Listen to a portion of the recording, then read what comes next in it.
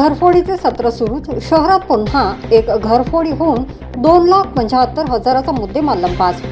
शहरात घरफोडीचे सत्र सुरूच आहे.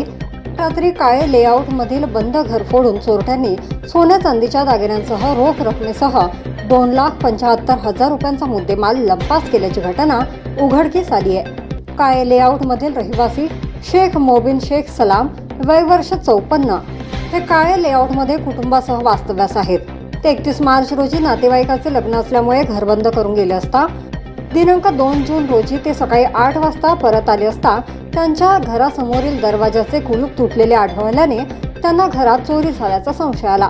त्यांनी घरात पाहणी केली असता बेडरूम मधील लोखंडी कपाटातील सोन्याचे दागिने, 3 तोळ्याचा सोन्याचा हार 1,80,000, अर्धा तोळा कानातील दागिने 30,000 रुपये, 3 ग्राम वजनाची सोन्याची अंगठी किंमत 15,000 रुपये, चांदीचे 25 तोळे वजनाचे चाळ किंमत अंदाजे 18,000 रुपये, चांदीची 2 तोळ्याची चैन किंमत 2,000 रुपये व नगदी 30,000 रुपये असा एकूण 2,75,000चा मुद्देमाल लंपास केला. शेख मोबिन यांच्या तक्रारीवरून वडी पोलिसांनी अज्ञात चोरट्यांविरुद्ध गुन्हा दाखल करून तपासात घेतला. यवतमाळ येथील ठसे तज्ज्ञ व डाग युनिट घटनास्थळी दाखल होऊन तपास सुरू केलाय. वडी न्यूज एक्सप्रेस ब्युरो रिपोर्ट.